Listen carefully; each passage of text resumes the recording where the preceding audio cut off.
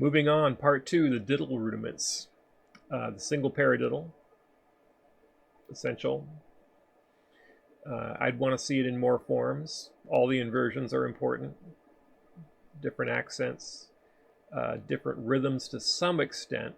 It's not really that portable. There's, moving it into a triplet is a little bit funny. It's going to sit on a half note triplet timing as triplets, so it kind of is a little funny that way, but for 16th notes, especially on the drum set, super important. And the inversions are super important just because they all sit differently versus the beat when you're playing them on different parts of the set. They each have different melodic implications and different rhythm implications. So they're super important. Double paradiddle is one that I've never been fond of. It just doesn't sit under my hands that great, and I never have a great use for it. My friend Steve Pantserev, the drummer here in Portland, very creative, very excellent drummer, excellent musician. It's his favorite rudiment, so that caused me to give it a little bit closer look. One thing about it is that it is submerged in that sticking is a Afro-Cuban bell rhythm, or most of it. So it has that kind of potential for developing that sort of a feel.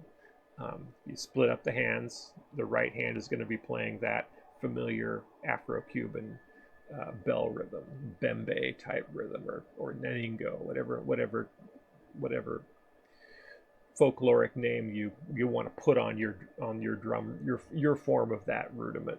I don't think that's correct, but people do. So one of those. So it's handy that way. As a speed thing, as a normal playing thing, I've never kind of been able to do much with it. It just doesn't sit that well for me. Triple paradiddle also. I don't really, can't do anything with it. Doesn't do anything for me. What I do like is with all these rudiments, and I like it so much, and I've seen so little of it anywhere else, as I wrote up a little series and called them very arrogantly bishop diddles.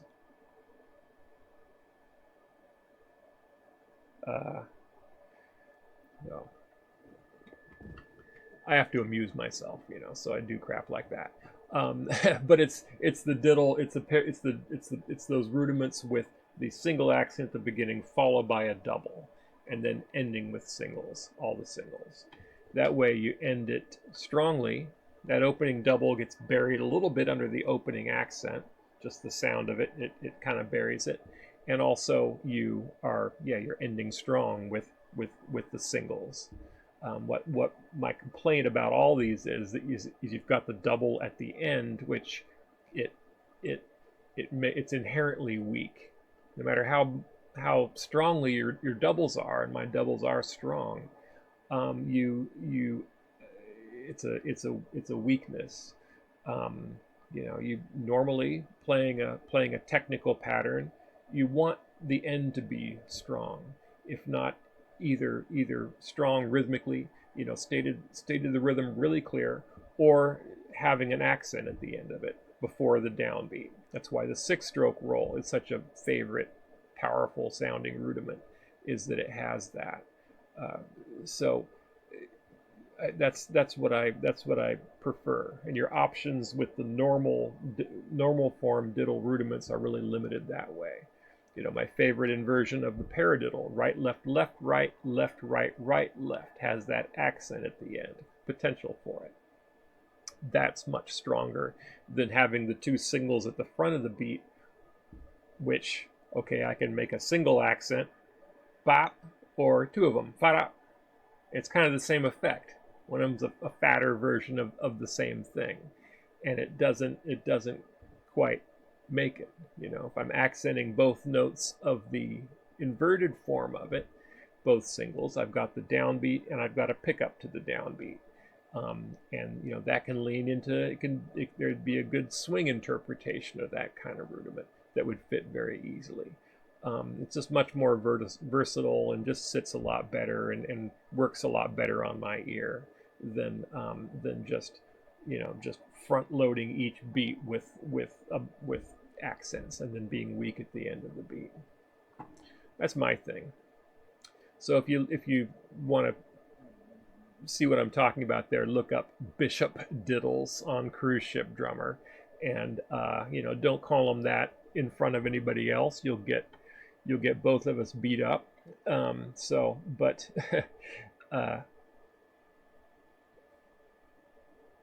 whatever, check it out. I think it's a good way to do them. Very effective way to play those rudiments. The single paradiddle-diddle is another really good rudiment, essential and very strong. The 6-stroke roll, the rhythm form of the 6-stroke roll I talked about earlier, is really an inversion of that. So it's you could debate that, I don't know, but the single paradiddle-diddle is, it just moves. It's very easy to play fast, moves good. Played on the drums, it's a good foundation for an up-tempo jazz feel, which I've developed that on the site. If you search, jazz paradiddle-diddle on Cruise Ship Drummer, you'll find at least one page that breaks that down and shows you how to work with that to make that kind of a feel. And it's just easy to play fast. It's a good easy rudiment. I have the same complaint. All the 2 singles are at the beginning of the beat, but it's okay. It's a little bit bland for that reason, but it's really fine. I like it, and it's essential. It's good. That is the thing with these things. I keep noticing, keep seeing people looking for excuses not to learn them, not to practice them. There was a drummer, well-known guy who does well-known, who does a lot of, he's leaning into the kind of the yoga, to the instructor kind of, therapy, physical therapy kind of angle with it, who was, kind of denouncing this list as some kind of, not necessary, not relevant to modern music, to not, and you see people online thanking him for, for giving them of the need to learn these things. And, I think with that, it's you said you wanted to be a drummer, learn the stupid rudiments. Just learn the things. You're supposed to be into this instrument, learn your rudiments. Just do it. Took me, I don't know, I could play them all within definitely play them all well within 3 years of starting playing the drums, and that's while doing a lot of other stuff too. So it's not a diligent practicer. Then you can do it. You just have to decide to do it, and don't be a little prissant about it.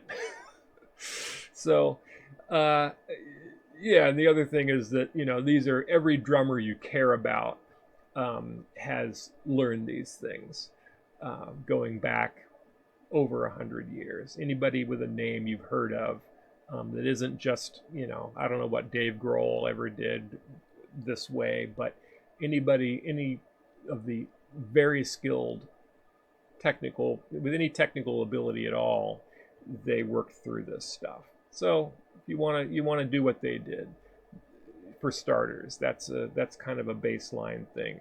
Try to do what they did, and